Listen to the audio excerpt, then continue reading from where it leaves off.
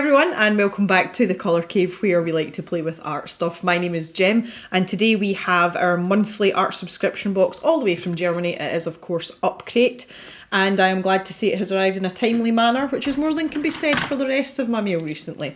So we're going to get cracked in. Now normally with these boxes we do get our bottle post and we get a featured artist as well as some supplies and a surface to write on, so very similar format to Scrawler Box, which is the sort of UK equivalent.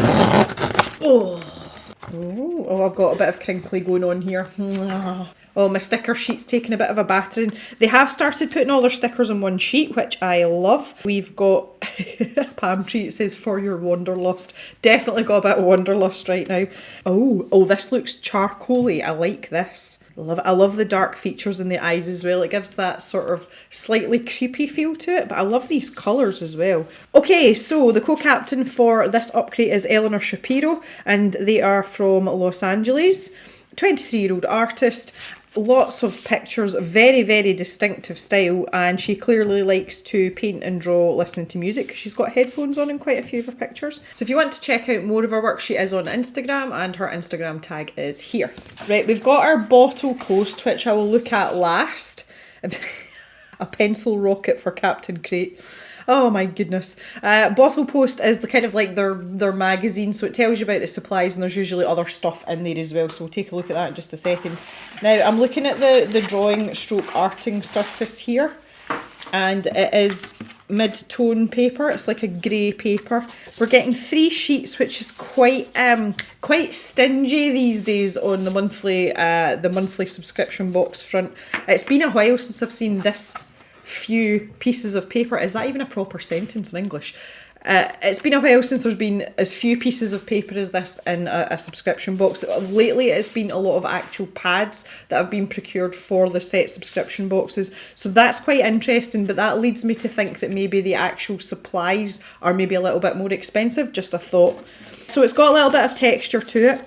It's A5 size and it looks the same on both sides. I say it's a sort of mid-grey colour. I hope that's coming up okay in the camera. So that kind of leads me to go with this charcoal kind of feeling I've got. The first thing we've got is a loop water-based marker. Now we have had loop markers before from Upcrate, and it was the slightly slimmer ones, and they're basically like a Posca pen. So I'm assuming that this is going to be the same sort of deal. It's just a big chunky monkey. Oh my god, look at the size of the tip on that. Jeez, oh. I don't know what it is about Upcrate, but they have this horrible habit of sending us something that doesn't really fit in with the rest of the supplies, and it's always a red chunky marker. I've got another one kicking about somewhere. It was a red alcohol marker that was included with one of the boxes, and bar just giving you a little bit of colour, it really wasn't much use for anything because the nib size was so disproportionate to the other supplies in the box, and I'm kind of getting that gist with this as well. Oh, what have we got here? The Gioconda Extra Charcoal Pencil, and this obviously looks like a dark black shade, and we've also got one in white as well. Not much of it. That looks as if it's been in the wars a wee bit, that, but we'll see. We've had a set of these before as well. I think that was in a Scrawler box. So these are Rembrandt Pastels, and they usually come in sort of themed sets, and this is muted colours. These are great wee sets of pastels. So these look really pretty. I like the colour selection, and I found the last set that I had, the colour selection went really well together. And these go down beautifully as well. They are a bit messy, but all soft pastels are. But you can see we've got some lovely earthy tones down here. I like the look of this one the most. And we've also got some more delicate shades as well. Yeah, so here's the set that came in the Scrawler box. So this is the desert palette, but you can see it's the same sort of idea. And I, although I'm not a huge fan of stick pastels like this, I really can't deal with the dust. I hate it. I actually quite enjoyed using these and I had fun with them. So I am optimistic, and I know that these are a good quality product. I think they are quite expensive from what I remember, but it's been a long time. So that's something that we'll definitely have a wee look at as well. So let's take a look at our bottle post. Okay, so we're talking about the supplies now, and first up is the pastels. So the recommended retail price is €16.40, so that's about £14 in Great British pounds, and maybe about $20 US, give or take. So yeah, they are quite expensive. However, you are getting quite a large colour selection out of that, and these sticks do last a while. Although they're only short, they are quite thick, so you'll get a fair bit of use out of them before anything drastic starts to run out. Okay, high quality Rembrandt Pastels, developed in close collaboration with artists, exclusively from the purest pigments and kaolin, with each colour consisting of unique recipes and good to high light fastness. So that's something that's obviously quite important. These round sticks of chalk are particularly soft for easy and beautiful colour application. I say the colour range is pretty good. I'm kind of liking the look of this, just seeing them all together, like actually swatched out. There's 210 more colours available, apparently. It tells you down here at the bottom. Toned drawing and pastel paper, so it's Rembrandt paper as well. A rough surface, particularly suitable for pastels, acrylic, paint, gouache, ink, charcoal and pencil. It's 180 GSM and it's 15% cotton and 20% recycled paper. I would wager that it would take a little bit of water as well, not a huge amount though. Okay, here's this loop marker. It's acrylic paint that's in it. It tells you basically how you have to prime it, because you can't just, obviously the nib is dry on this. If I just show you, it's massive. You have to shake the living daylights out of this. I've normally got a ball bearing in them. There you go, you can hear that. And shake the living daylights out of it, and then you've got to depress the nib onto the paper, and that helps the paint flow down through into the nib, and then off you go. Okay, it's water-based acrylic paint. The wide wedge-shaped tip is particularly absorbent and robust, making it the perfect fit for lively work on different surfaces, such as wood, canvas, plastic, glass, stone walls, leather, blah, blah, blah, blah. Yeah, so it's pretty much just a big chunky paint marker. I've talked about things being disproportionate before, but realistically, when you're working on A5 paper, how often, even if you're going to use it for the Upcrate battle, how often are you going to use this on this size of paper? It is rather disproportionate. I suppose it's a bit like if you were doing a painting and using a size 30 round brush on an A5 sheet of paper. Unless you're in a background, of course, that's different, but even like one size down from this, I think would have been a bit more useful on a longer term basis. A 10mm nib. Okay, let's look at these pencils. These Hardmouth charcoal pencils in black and white come in medium hardness and are set in cedar wood. Okay, it can be easily smudged to create smoky effects, and you can use it for expressive work. Yeah, so you can like, and it isn't all going to crumble and go all across your paper. Those are the official sound effects for using charcoal, obviously. Okay, a little bit about the co-captain. So just a little bit about her down here along with those artworks, and she's given us some special tips, and the first thing she talks about is a paint marker. If the ink seems to have stopped flowing, push the nib down a few times on a piece of scrap paper to get it going again. Don't do this on your artwork or the ink will get everywhere. Yeah, I learned that lesson a long time ago. The white chalk pencil is great for lightly sketching your idea, so like using that as your sketching pencil, and it can be rubbed away because it's charcoal. It's very forgiving, it's easily erased. And you can blend your pastels for a smooth gradient by rubbing your finger across them. And our last tip is to layer up the pastels to make new colours. So there you go. There's also the how to do video. And I think she's actually going through one of her artworks there. Now it's interesting, if you look at her featured artwork, you can see she's incorporated this red in by using it as the background. Quite frankly, I don't think there would be much more. But the good thing is, with it being acrylic paint, when it's dry, you can go over it as she's done here with the pastels. Okay, the Upcrate battle for Crystal Clear. I didn't take part in this one. This was the Spectrum Noir Tri-Blend Aqua markers, so it was quite an interesting prompt. This is definitely deserving of first place. This is really cool. An excellent use of those markers for sure. I really like this, and I like the rounded corners as well. That's lovely. The deer with the... oh, that's lovely. Yeah, these are great. I love these. Okay, the history of pastel art. So again, if you want to get up on your theory and your art history and art knowledge, you can read that side. We have another sailor of the month, and it is the same person that drew the deer, which is lovely. So this person, she also won the December Upcrate battle as well. So she's placed second for this one, and she's won the December one. So there's a little bit about her there as well. I'm pretty sure she's German. Yeah, hobby artist from Germany. Yay! See, I do retain information. But our work's lovely. Oh, this is very Emily Artful down here. Interesting. And it's also interesting as well that I wouldn't, if you showed me those three together, I wouldn't necessarily associate them with the same artist. And I find that quite interesting because I have styles that I switch between as well. Some things are very obviously mine, but there's some stuff that I do, you know, that I like and I've spent a lot of time on that doesn't really look like what I'd normally do. So I find this very interesting and also very comforting as well. All right, so this is interesting. We have a competition, the cover challenge. So Upcrate are now pimping out their covers. They've obviously run out of ideas or time for the covers, so why not get everyone to do their hard work for them? Obviously that's sarcasm and a bit tongue-in-cheek. Please don't get outraged about that. So this is a competition to have your artwork featured on the front of the magazine, which is lovely as well. We draw as one. Upcrate is meant to connect artists from all over the world through the monthly challenges and shared hashtags on social media, show how art can unite people and help with making friends with this theme. So it is a themed challenge as well.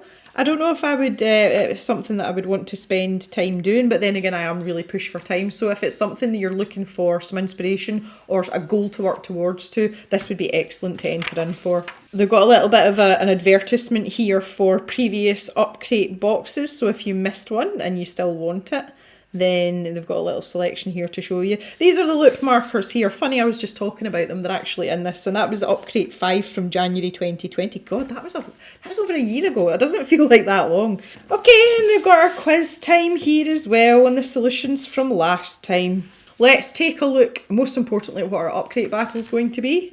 Oh, wow. Oh, that's painful. The Upcrate battle prompt is Echo. Oh my goodness, what a do!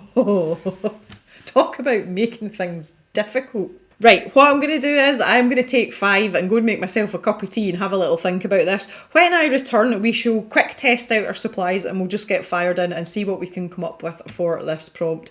Righto, I have shaken the living daylights out of this marker. I've also got my cup of tea and I've gone and poked my fire because it was about to go out. So now that we've shaken this, we have to prime it. So I'm just going to grab a little sheet of scrap paper that I've been using for other things. Oh God, that feels horrible. Can you hear that noise? And you can see that by depressing the nib, the ink is starting to flow down, or paint, or whatever the freak you want to call it. I nearly said a bad word there. There we go. Ooh! Test it out on the actual paper. And you're getting a really broad stroke there, but because of the shape of the nib, if you bend and kind of like, you know, use it at different angles, you can get lots of different nib widths.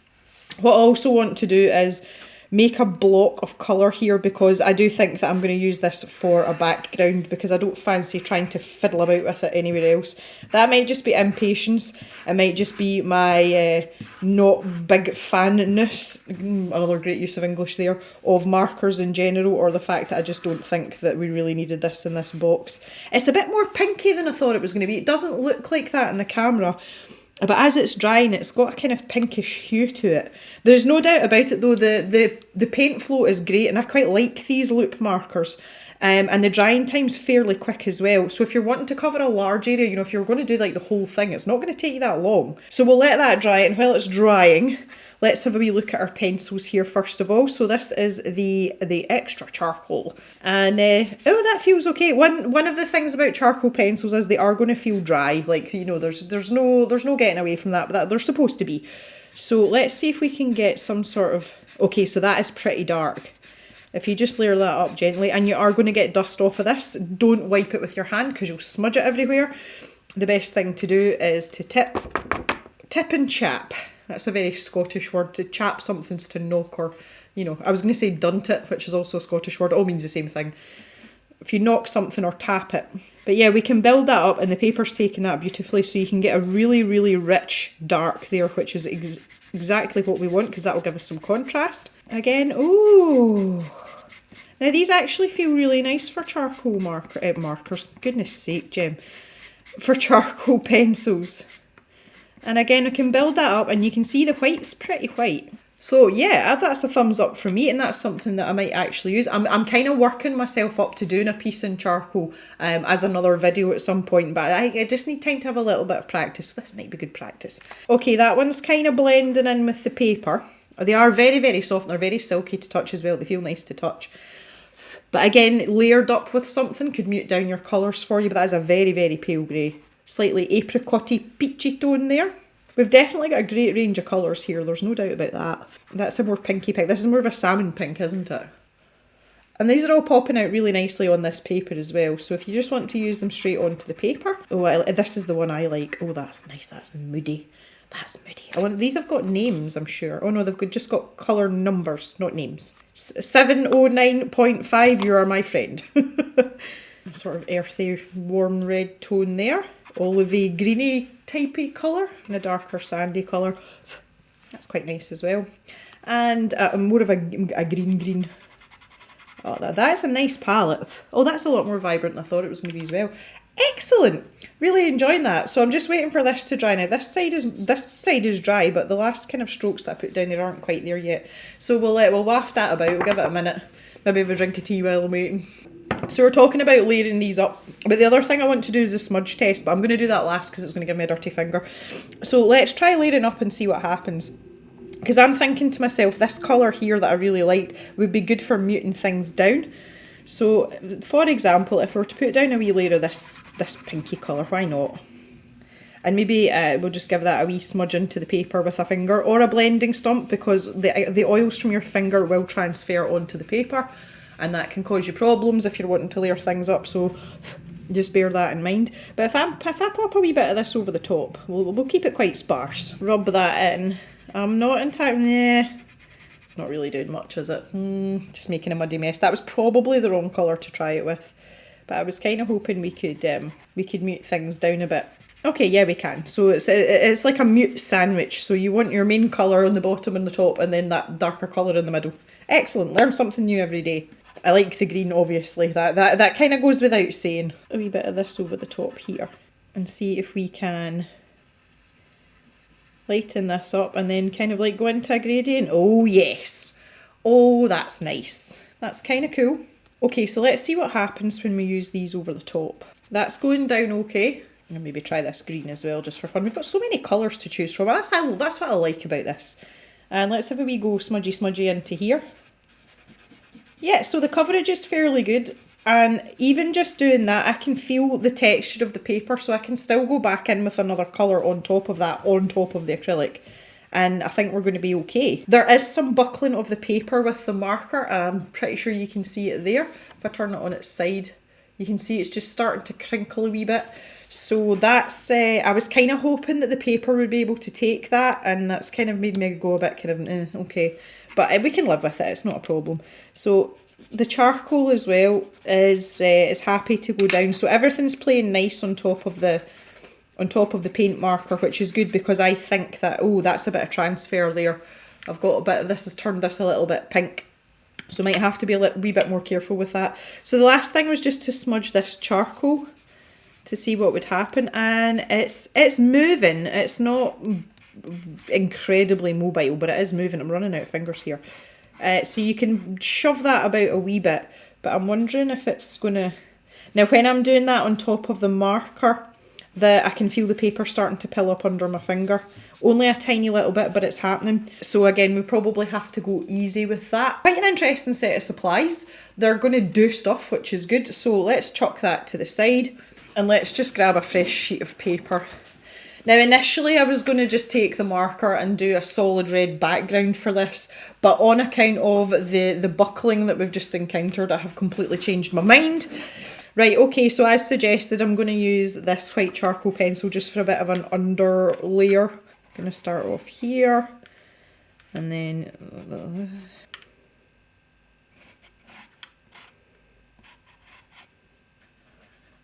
I've instantly made life difficult with myself here.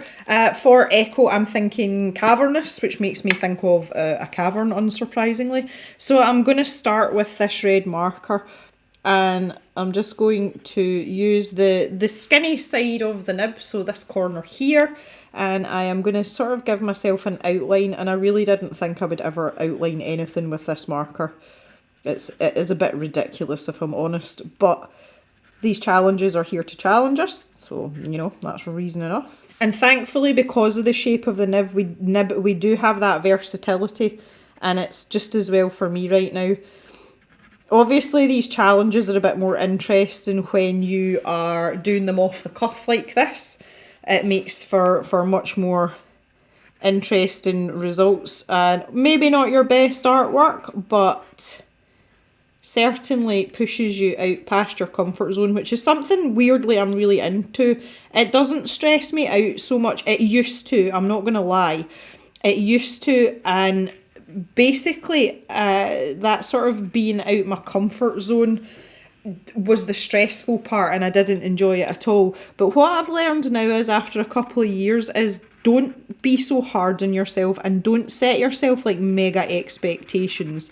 You know, because if you're doing something as quickly as this, it's probably not going to be your best art. Well, it might be, but it's more likely to be a surprise best effort then. And just by taking that expectation away from oneself, it really, really takes the stress out of things. But it also lets you come up with, you know, ideas quickly as well. It's a very good training device for, you know, coming up with ideas. And even if they never come into like fully formed pieces of art, it teaches you to think on your feet a little bit. And if you're in a bit of an art slump, then that can be a really, really, really helpful thing. So that's how I have found this beneficial. And it's one of the reasons why I continue, when I'm doing the scroller box and the Upcrate challenges, I continue to have one every month that I get time to sit and think about, because that's much more enjoyable for me, especially since I'm filming them.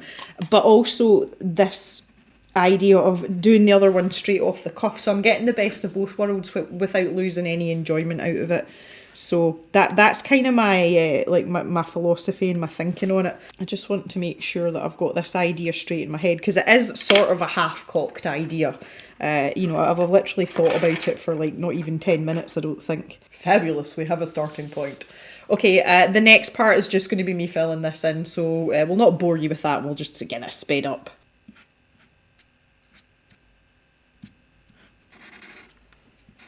Alrighty, the first thing I'm noticing about these markers is how streaky they are drying. And this side's dry, and you can clearly see the larger strokes that I've made where I've pulled straight across the paper. They're much, much lighter, so the ink flow isn't consistent. Paint flow, ink flow is not consistent, and I can tell you without a shadow of a doubt, if I was using a Posca marker, this would not happen.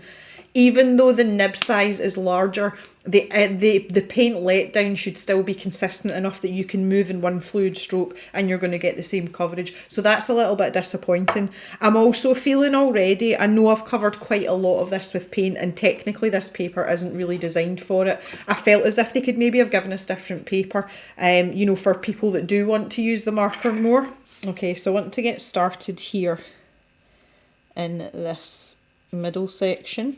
I wish they had included a blending stump for us. I would certainly have appreciated that. The thing that gets me with these charcoal sticks is I just feel as if I kind of lack precision with them, and I know they're not necessarily designed for that purpose. But as someone who likes pencils, it's something I kind of struggle with, and I do prefer pastels in pencil form. Even just blocking in where I want my colours, it's this isn't a particularly pleasant experience, if I'm honest. I'm not enjoying myself. Like, I'm really not. But yeah, okay, it's fine. We'll be okay.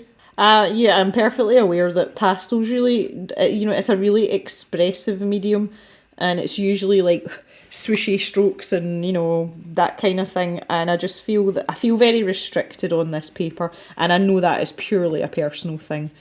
I seem to be like turning the paper more than I'm actually doing anything. See, I really just want blocks of solid colour here. I don't really want this much of the paper shown through.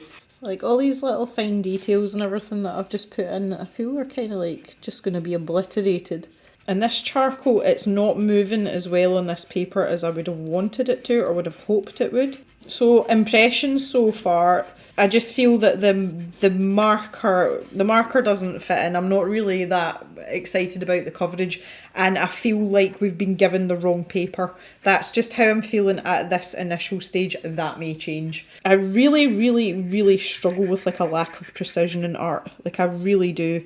It's something that just, I can't let go of. And I'm, you know, I'm learning everything as I go along, and I'm happy to learn and I'm open to learning, but it's, for some reason, it's like a mental block. I just can't let go of it. I'll have to have some sort of precision, or else it kind of makes me a little bit unhappy. I don't even know if I'll be able to tidy this up with an eraser without upsetting the red paint. The paper is a lot rougher with the acrylic ink down on it.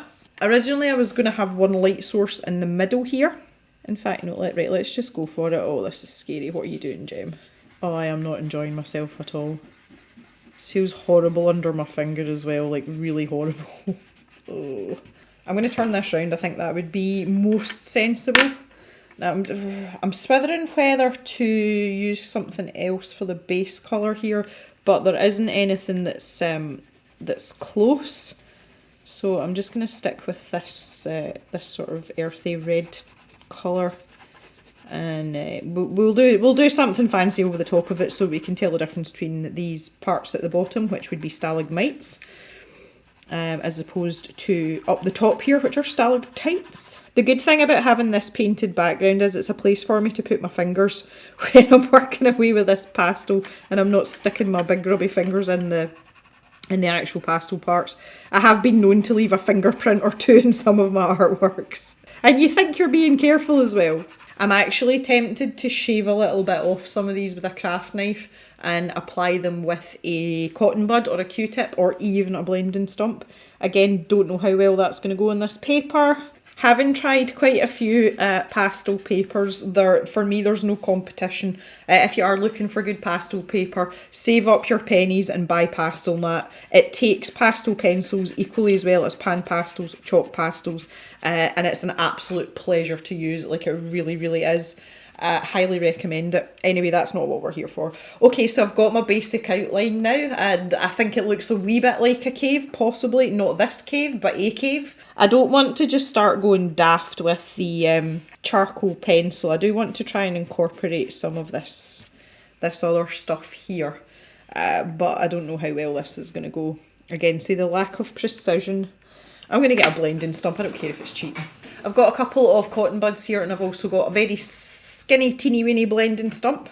This is just a little sanding board, and that just helps keep a point on your blending stump, but also takes off any colour so you don't contaminate everything with other colours. Haha!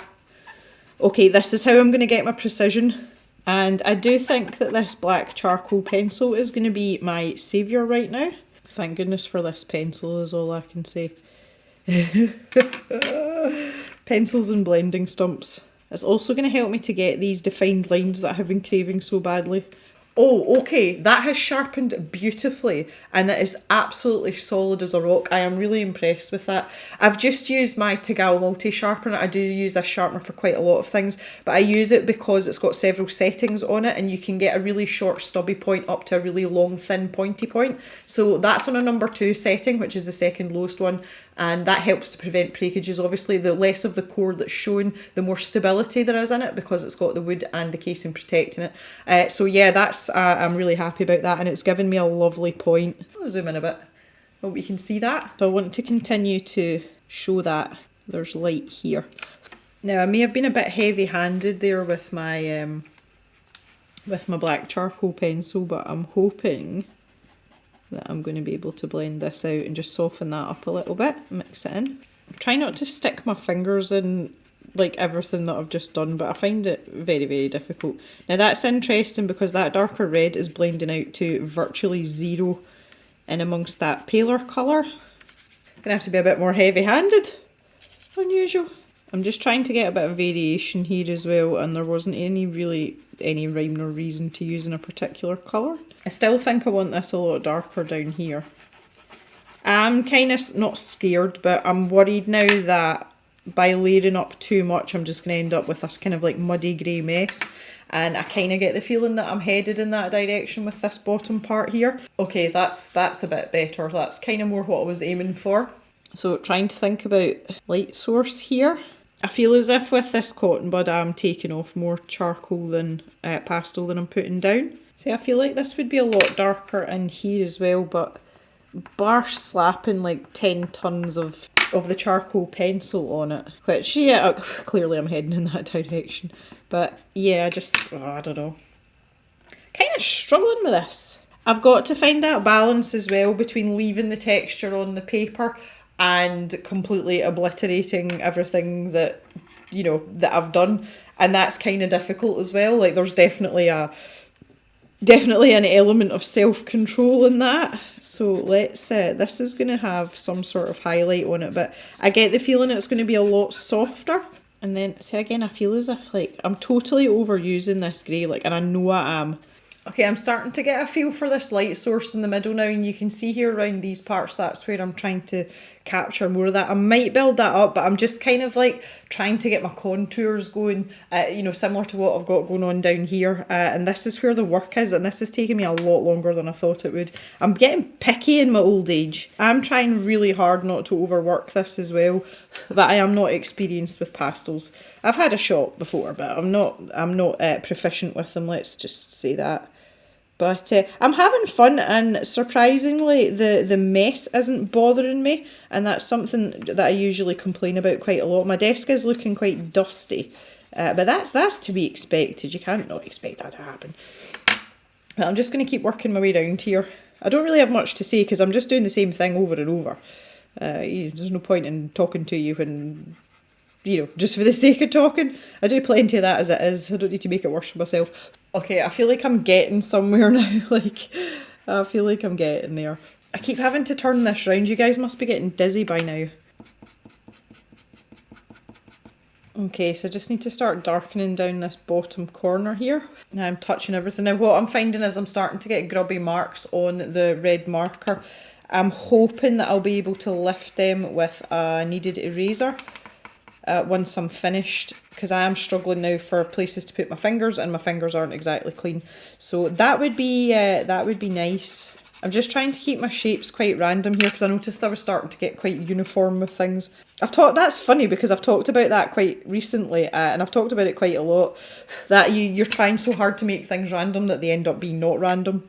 Okay, so I think just for this bottom section down here, again, I'm kind of looking at what's going on there, and I want to try and not mirror it, but have that same feel so that it looks as if it's part of the same picture, which obviously it is. Okay, now I feel like we're getting somewhere. Put in a little bit of this, just in some of these areas here. Okay, I feel like this is suitably cavernous now. The last thing I want to do, and this could ruin the entire picture, like no problem. I want to try and give that idea of scale. And in order to do that, I need to put a little person in here. And when I say a little person, I mean a little person.